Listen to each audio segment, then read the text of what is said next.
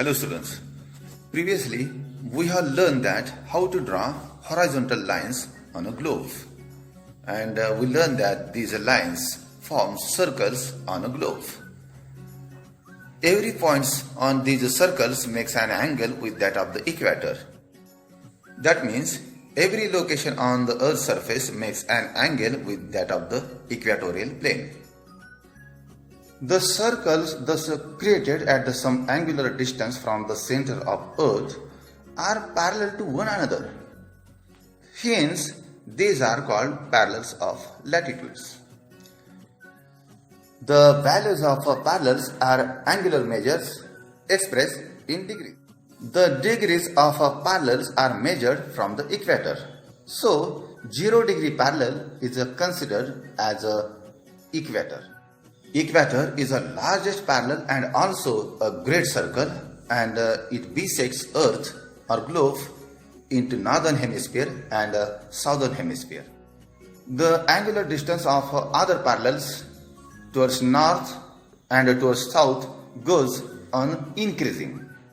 And we have seen that from equator to North Pole and equator to South Pole, these circles' size is decreasing due to spherical size of Earth or curvature in shape.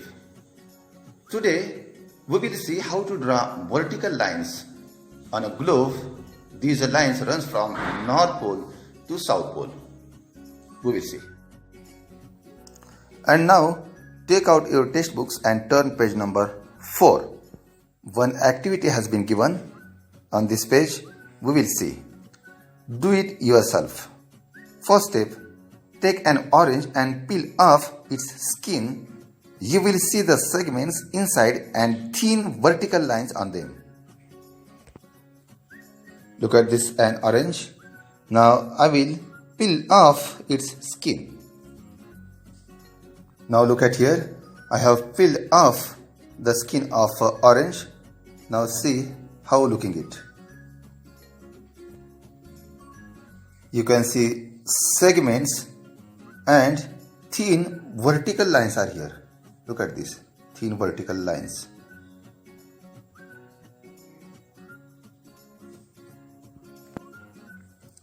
Now next step, carefully take out one segment. Observe the segment and the gap it has left in the orange. See figure number 1.7.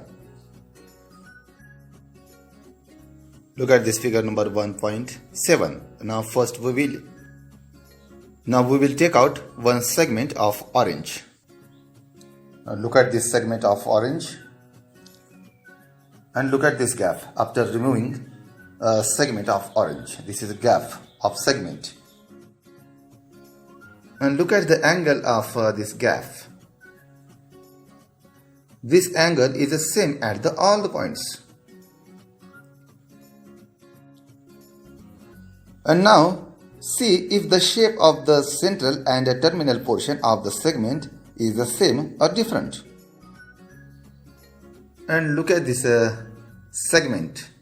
The size of segment decreasing towards both the sides. This is a central portion of segment and these are terminal portion. Next question. Find how many segments there are in an orange. So here I have found 10 segments in this orange. Here you would have realized that an orange is a spherical with a circular cross section. There are 360 degrees in a circle.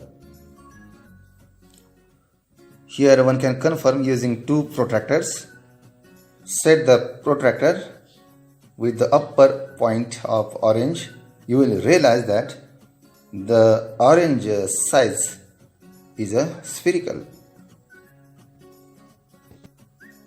and there are 360 degrees in a circle. The Earth being spherical, we consider 360 degrees with respect to the Earth as well. And now look at this globe. This is a miniature model of the Earth and our Earth's size is spherical like an orange. The Earth being a spherical like an orange, we consider 360 degrees with respect to the Earth as well.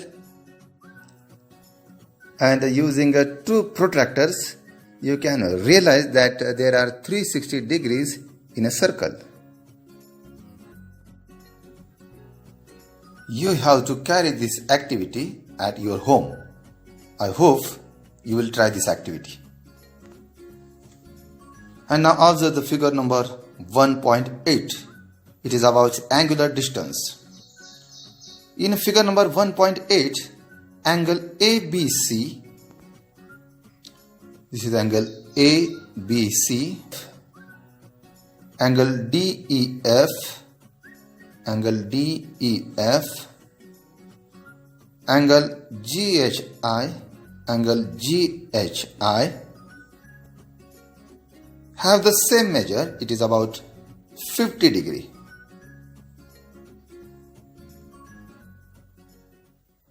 However, the distance between A and C, D and F, G and I are different when measured on the Earth's surface.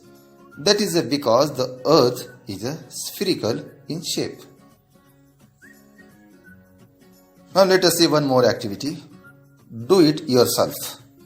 Use figure number 1.9. This is a figure number 1.9.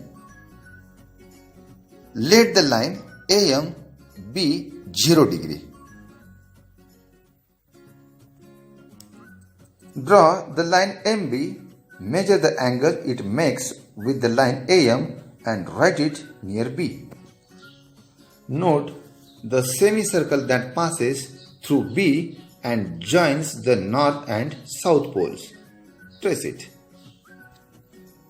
First, we will draw line MB. I have drawn line MB. Now I will measure the angle it makes with the line AM. Place the protractor with the center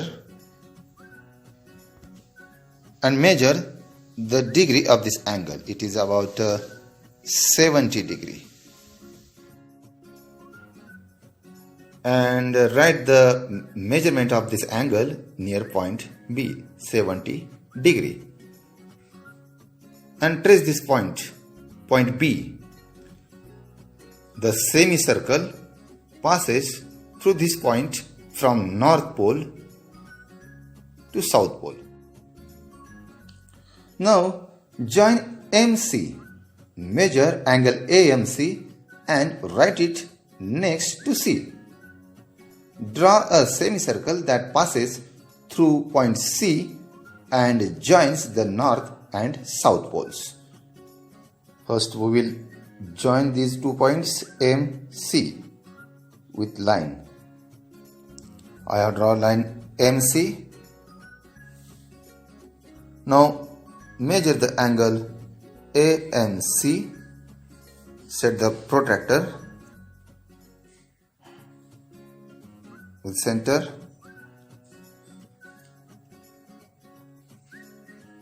And measurement of this angle is about 80 degree. Write this measurement of this angle near point C. It is about 80 degree. Now we will draw semicircle passes through this point C from North Pole to South Pole. Start from North Pole.